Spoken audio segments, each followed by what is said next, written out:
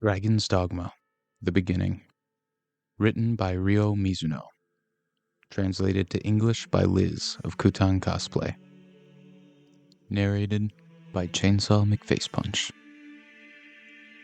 Chapter 3.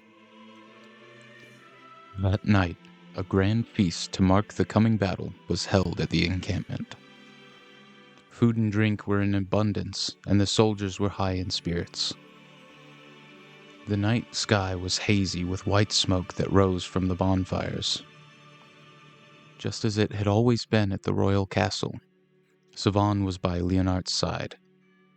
Princess Elise held Savan's arm as if she were his betrothed. Leonard did not seem bothered by this state of affairs in the least.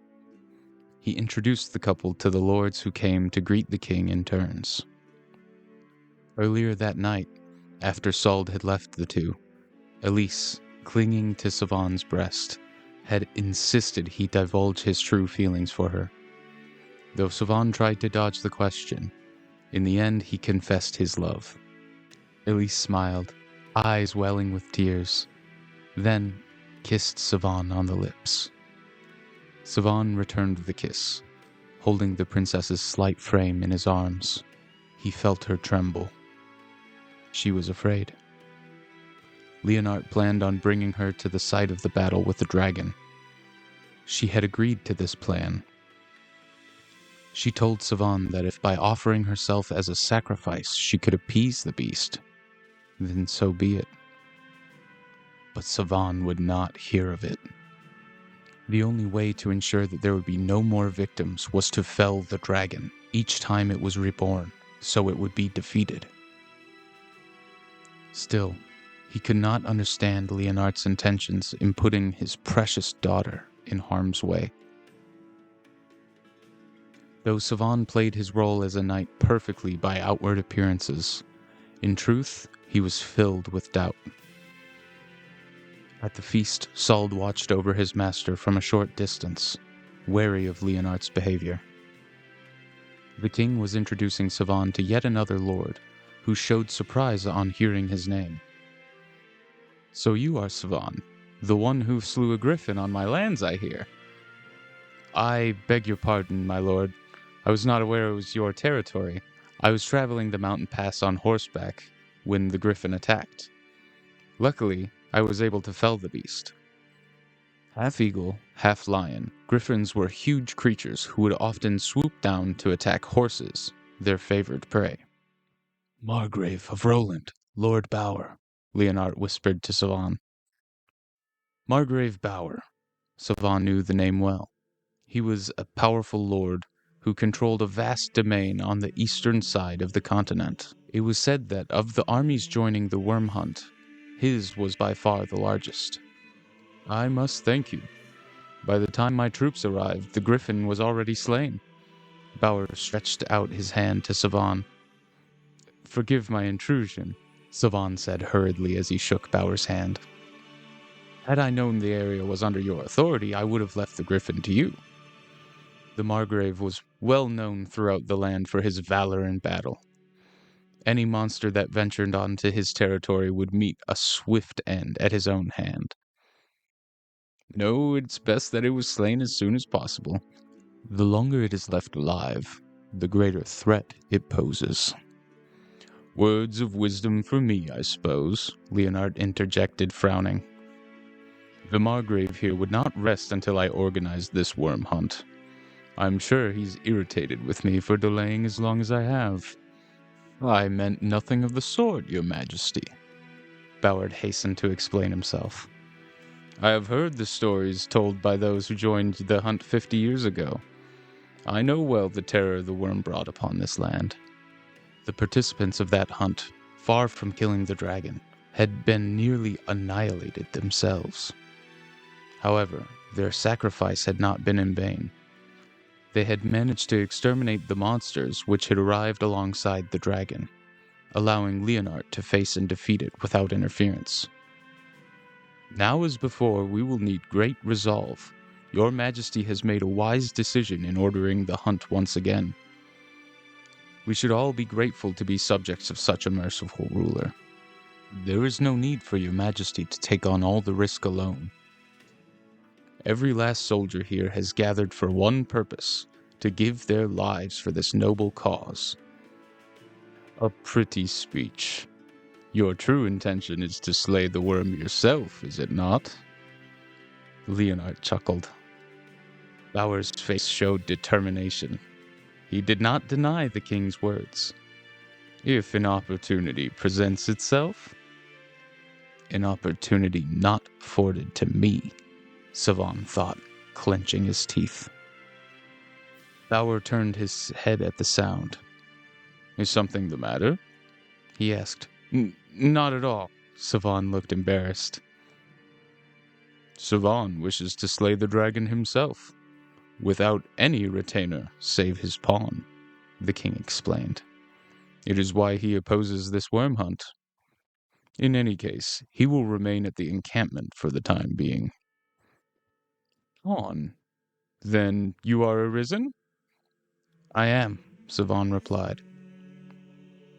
Ah, I have heard that it is the duty of an arisen to face the dragon. Your majesty is also arisen, yes? Yes, I was also arisen. Leonard nodded coolly under Bauer's gaze. 50 years ago, I stood before the nobles of this land and showed them the scar left when my heart was taken from me. I called on them to form the worm hunt, and in doing so led them to ruin. He tilted his head back towards the night sky and closed his eyes. But the hunt ended in victory, did it not? Your Majesty brought peace to this land, Bauer said, bowing his head reverently. For a short time, the dragon has returned to take its revenge on us all. The once prosperous duchy of Lior is now uninhabitable. The dragon has reduced it to a wasteland. Each time it alights, countless lives are lost. Is it not our duty as rulers to stop this needless bloodshed? Bauer persisted. How many lives are lost to plague, to earthquakes, floods, droughts? And yet, man does not rage against the heavens. Why is it not the same for the dragon? The king's face was still raised skyward. Your Majesty? Bauer looked disconcerted. Ah, forgive me. I may have had a bit too much to drink. Savan, I leave the rest to you. You and the princess shall speak in my stead. I will come with you. Princess Elise took Leonard's hand and began to walk with him to his tent. Savan saluted the king and watched him leave with the princess. His Majesty does not seem terribly enthusiastic about the hunt, Bauer sighed once the king was out of sight. Though it has been 50 years, none who survived the last hunt are joining again, save the king. No doubt only those who were there can truly understand what it was like. I too am opposed to the hunt, Savan said.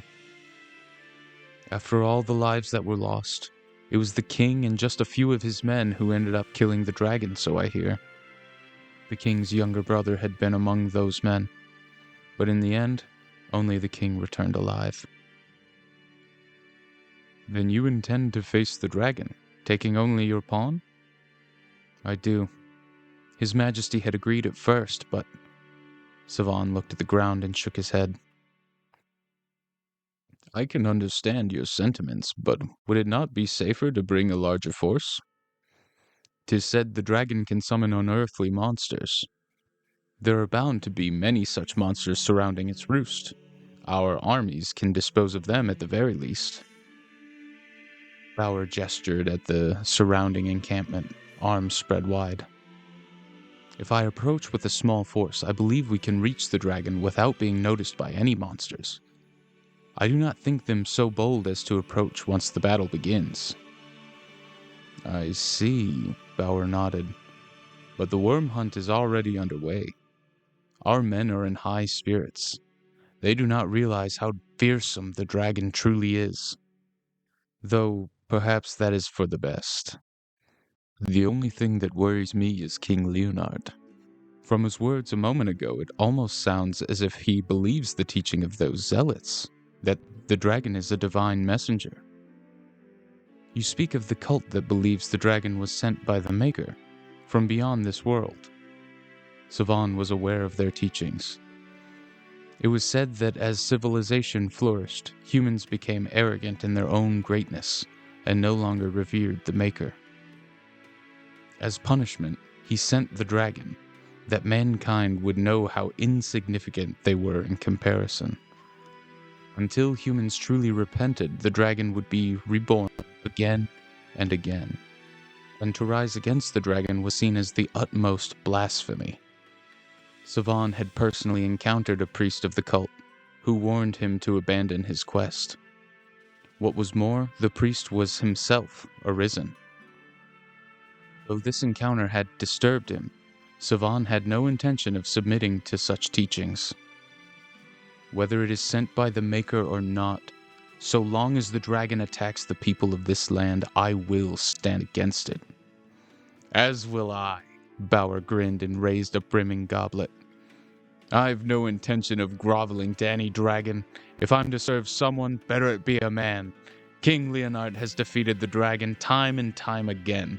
It is for that reason I pledged loyalty to him. If he no longer has the will to fight, then he has no right to the title of God King. Lord Bauer! Savan looked around them, alarmed.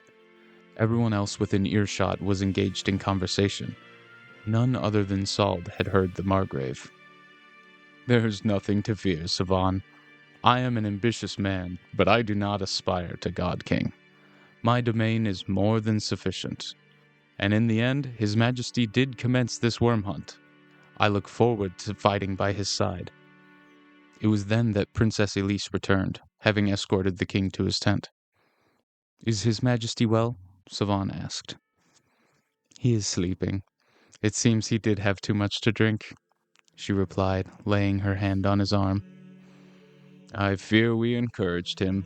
My apologies, Bauer said. Nonsense, the princess smiled. It gave His Majesty great pleasure to drink with all of you. It is the feast before the battle, after all. You have a lovely smile. Whoever takes you as his princess is surely the luckiest man in all the land, Your Highness. Bauer looked at Savan as he spoke. You are too kind. Elise covered her blushing face with her hands. Savan, not sure where to rest his gaze, found he had turned to look at Sald. Elise reached up to Savan's face and turned it back to face hers. It would appear I have a rival for Sir Savan's affections. One from another world, no less. She spoke teasingly, but her face was serious. His Majesty is sure to have a worthy heir. Although, as arisen, I suppose he does not age as the rest of us do. Yes, it is the same for me. It is so that Arisen may always face the dragon, whenever it may return. Truly, you are a dependable man. I can see why His Majesty wishes you to stay behind. Should our hunt end in defeat, we can leave the worm to you. Though rest assured, I do not intend to share any of the glory. Bauer handed Savan a goblet and raised a toast. I pray for your success, Lord Bauer, Savan said. You had best not pray to the Maker. The master of the dragon we face may be none other than him. Bauer laughed loudly and downed the goblet of wine in a single gulp.